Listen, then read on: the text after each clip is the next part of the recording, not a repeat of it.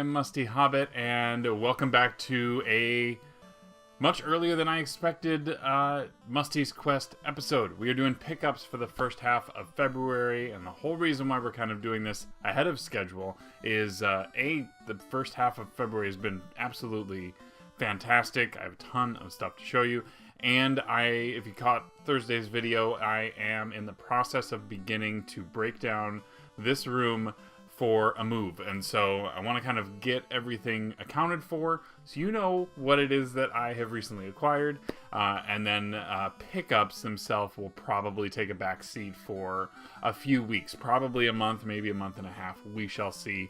Midwest Gaming Classic is on the horizon. I think that will be the next big point for me to acquire things that I'm looking to acquire. So I'm going to go through what I got here. February started off with a convention. Cedar Rapids Comic Con is just right up the road from me, probably about 20-25 minutes or so, and I went. I missed last year's. I had some other prior engagement that I didn't get the opportunity to go, but this is where Rob, who runs NES Depot, has had tables in the past and has done great with me on deals and things like that. He's been actually trying to clear out a lot of his inventory, so this was a good opportunity to make some moves on some things, and I did exactly that. So to start, I don't know, this should be the first or the last thing I show you that I got from Rob, but I got a power pad. I haven't had a chance to yet try it out. Cleaned it up though. It is in good shape. Even if it doesn't work, the price that he gave me on it is stellar. So it's one of the accessories for the NES that I did not have yet. So we got a power pad. I went through his piles of NES games, and there were a lot that I acquired. In fact, 15 of them that I really wanted to pick up. Some of these went towards some of the sort of developer collections that I'm kind of going after right now, with some of those being Milton Bradley. I want looking at the black box titles, and then I also started going after Ultra titles. So that's the other wing of Konami.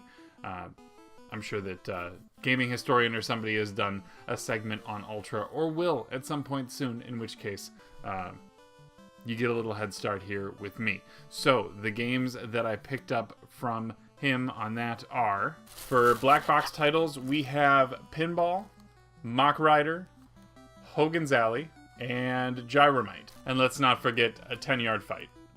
For Milton Bradley branded games, I have Time Lord, Captain Skyhawk, Cabal, and Abadox. Now, Rob was also doing a buy 2 games under $5 and get the third game under $5 for free. So some of these I kind of got just because I knew that eventually I would want them, or I had heard recently that they are decent games. So some of them being Air Fortress, Disney Adventures in the Magic Kingdom, To the Earth, which is a shooter, and my son and I have just been recently playing a lot of Duck Hunt, and so this was opportune to find other shooting games. Track and Field 1, Track and Field 2, and Silent Service.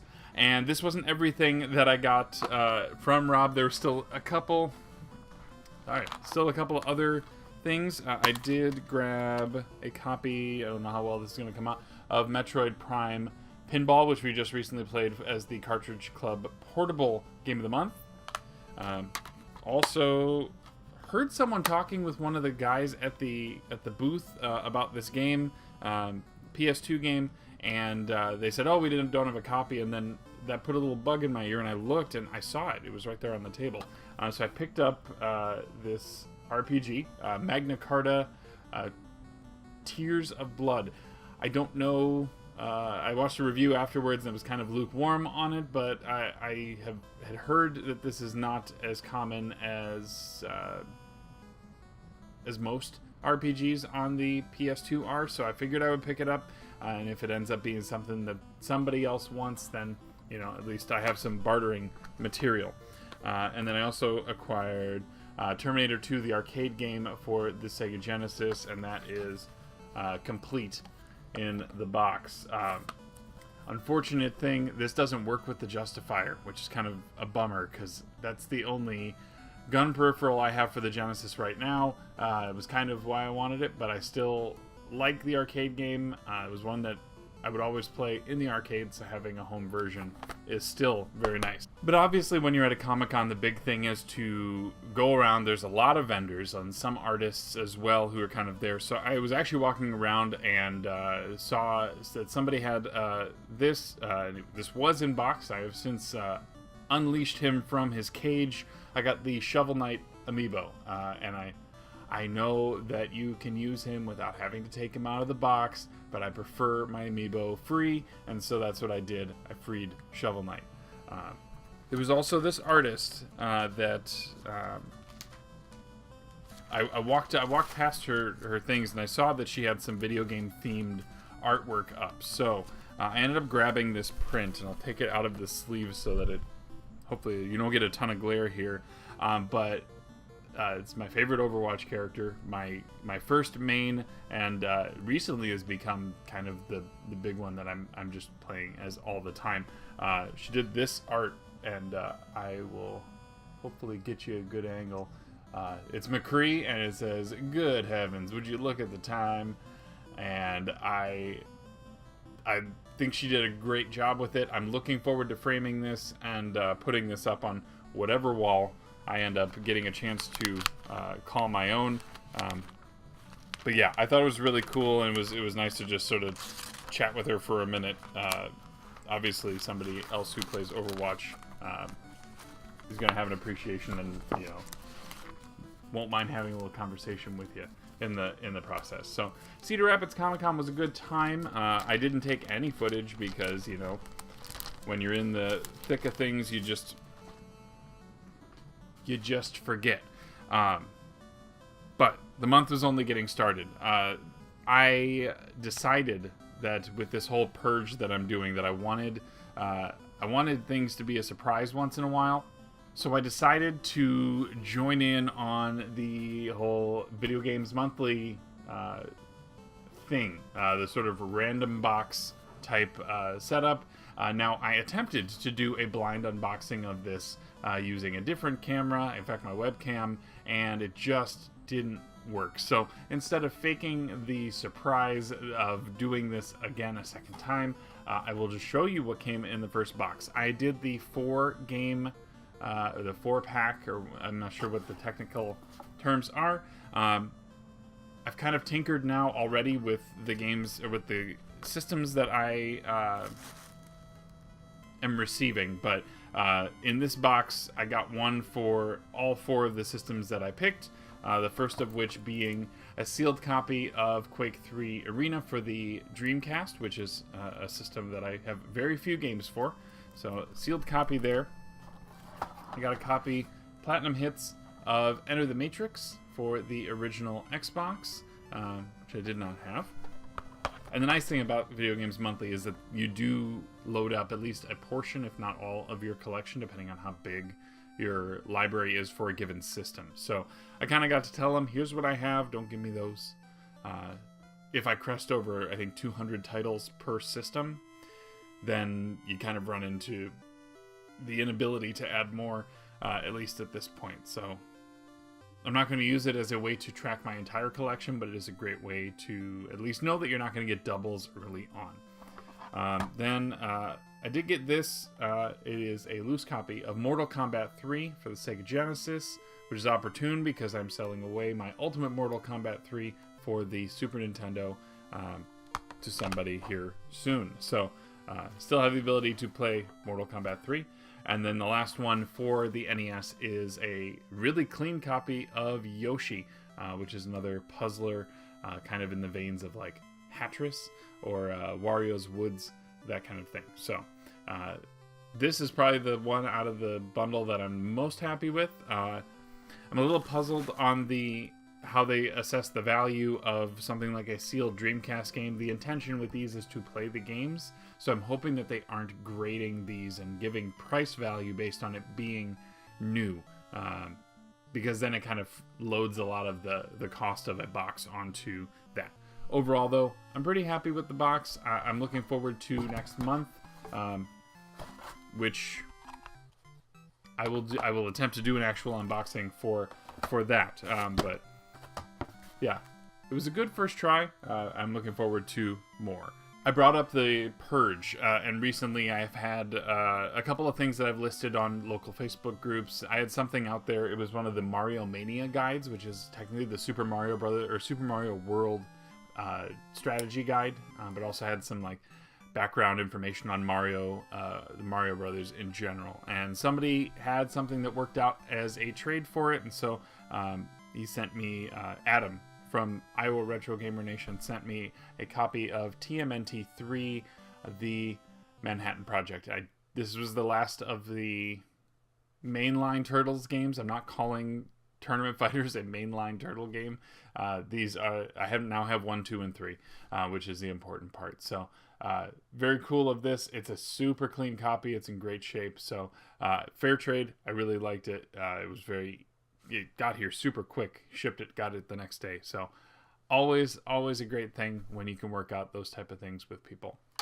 In the process of going through some of these Facebook sales and things like that, I was scrolling through and I clicked on something and noticed that the person who had listed it was somebody who I worked with. I knew that she and her significant other would do flea markets and things like that. I just didn't expect her to have video games and be so open with posting them in that forum. And so I told her, yes, absolutely, I want that. Send that to me, and just bring it to work, and we can do this, no problem. And I looked at some of the other things she had, and I was like, yes, I would like that too, and I'll take that as well. So really, I ended up getting a couple of things from her. One of them was in last week's Second Breakfast, and that was the Atari binder that holds 8 Atari titles and has space for the manuals as well. Now I have since replaced the cartridges that actually came with it with games that have special significance to me. Go check out that video if you are interested in taking a look at that. But the games that were included in there are Combat, Space Invaders, both ones that are going to remain in there, Dodge 'em, Video Pinball, Super Breakout, Pac-Man, worst version of Pac-Man, Golf, and Home Run. So I have a couple of these are new to me. I think I have duplicates on a couple, but I always love Atari cartridges. It was my first system. I have special fondness for it, and so the binder alone was worth the price that she gave on all of that. But then she had another. I should also point out that she had manuals to pretty much all of them as well. So really good deal considering 8 games and the binder and the manuals. I was already pretty pleased. And then she had a few N64 titles, and I haven't really delved into the N64 library. I feel like I'm coming around on this. I don't know if it's the impending addition of the Retro Fighters N64 controller that may be breathing some new life into that system for me. But I saw these, and again, she had a great price on 6 games, and then told me that there was a 7th that she couldn't read the label on that she would just throw in for me. And that got me kind of excited because I was like, well, what's that 7th game? What if it's Sculptor's Cut? And I was thinking like, what could she not be able to read? Is there a Blockbuster sticker over it? Like, my mind was just racing. So what I ended up getting, there's not anything earth-shattering in here, but it's a good start. It's a couple of titles that I probably will never play, but it not too shabby. So we have WWF Attitude, Madden 64, Madden 2001. Let's see here. Mission Impossible. This one's got a pretty nasty label on it, but WCW versus NWO World Tour. And then probably the best one of the whole lot that has a decent label is Tetrasphere. And then the mystery one that she could not identify is Wayne Gretzky 3D Hockey, which is also a really good one. It's kind of that arcade hockey, 3-on-3, 4-on-4, 5-on-5. But yeah, so all of that for $20, all the Atari stuff for $20. It was really, really an awesome deal, and it was a good start to starting to pick up some more N64 titles. And so then I reached out to somebody that I saw on the Iowa Retro Gamer Nation who was selling off some N64 titles, and I got a couple from him. And so he sent me Bust a Move 2 Arcade Edition, Lego Racers, which I want to play with my son at some point. We'll see if he can handle the thumbstick. Really, right now he's good at Wii Bowling, and that's about it. And then Body Harvest, which I don't see that often. I guess I don't know how rare any of these are. I'm not up to speed. It's again a library that I have never really collected for. So I know I have some games that I'm targeting, but I'm gonna try and be selective. But when lots like that come up where I can grab, get a good price on these, or get a good price on 6 or 7 games at once, I'm going to pass that up. And in another Facebook deal that I would never pass up, somebody listed Wii games at $4 a piece, and there were a number of them in there, and I grabbed, I said I'd like that one, and that one, and so I got Mario Super Sluggers. It is the Nintendo Selects version, but these are all in immaculate shape, and considering the remaining 2 games at $4 a pop, I think I win.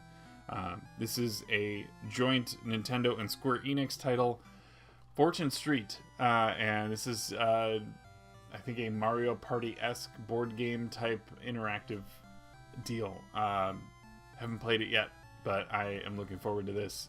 If anything, I've heard that it's not easy to find. And that's, again, why I selected it. And then the last one makes up what I spent on this more than twice over, and that is Kirby's Return to Dreamland, which I have never seen before, never played before. But 2D platformers are probably going to be good for a young child, and so I figure, why not? So for $12 on those, I've had some really good luck in February, so I need to just kind of keep this thing rolling. Okay, we're nearing the end. I promise we're almost there. At Goodwill, I saw these stacked up in the VHS. I could not pass up an opportunity to own VHS copies of the Rankin Bass Lord of the Rings and the Rankin Bass Return of the King, both in good shape. These were the 1993 re-releases of the two, but it makes sense, trust me. I then went to GameStop. I heard GameStop was doing a buy 4 games under $5 for $10, and then you take your Elite Pro membership off of that. So these 4 games actually ran me $8. So we got Lego Batman for the Wii. Got that for my son. The big one that had dropped in price recently was Star Fox Zero. And then he had a separate case for Star Fox Guard. And then I was trying to find a 4th game to kind of wrap that up, and he says, well, I have this back here. Normally, I'm surprised the game is sealed, but it's under $5.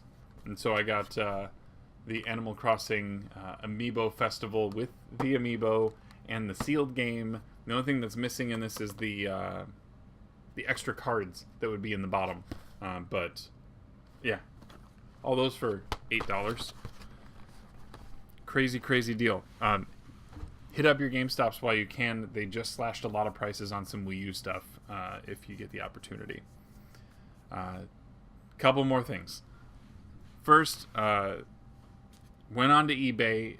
If you have watched the channel for a while, you know that I have the Final Fantasy 8 figures, the Bandai ones, and I was missing one because the one that I was missing came only in a multi-pack. Like you had to buy it was a 4-pack, and then this figure came with it. So this is the Sorceress Adia from Final Fantasy VIII, and this completes the main characters that had this line. There are a couple of side characters that are sort of the accompanying things. There's one for Angelo and one for Amumba. I don't have either of those. I'm going to keep an eye out for them, but this was something I've been looking for a while. Got a decent price with it, and it's a really well done action figure. She moves her arms a little bit, but that's about it. And you can take the back piece off, but yeah, I'm very, very happy with that. And then I told myself I was going to try and stay away from vinyl Pop Funkos if I could, but I got one last thing off of Amazon at a steal of a price, and this was an add-in, one of those ones that you can't just order it at that price. You can get it if you buy something else. So I figured I would throw that in. I got myself another McCree from Overwatch, and I'm going to leave him in his box since we are in the process of moving, but once we find a new home, then we will free him from his cage as well. And I'm actually kind of interested. I know it's a slippery slope with these. I kind of want the Diva one, but at this point, that I think is probably just those two. Those are two, I guess, my main characters. So yeah, pretty happy. This was like $7 to toss in. And I tossed him in with this box, which just came today. I haven't yet opened it, but it is the Mirror's Edge Catalyst Collector's Edition. This was on steep discount right now. Originally, this was a $200 Collector's Edition.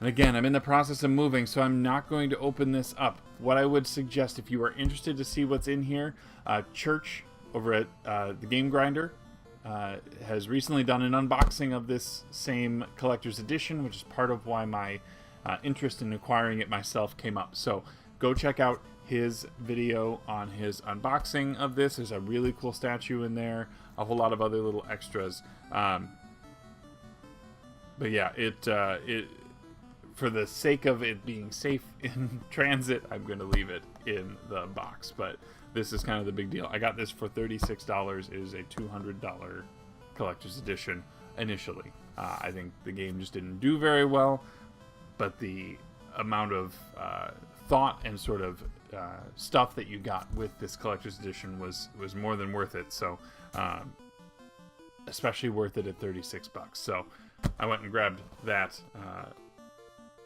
And it does come with a copy for PS4. Normally the collector's edition actually did not have a copy of the game. It had an empty steelbook. So now I have... it also has a copy of the game for PS4. So keep a look on there on Amazon. It may still be out there. The price may be lower than it is when I jumped on it. I just don't know how many more... I don't know how many more they're going to have.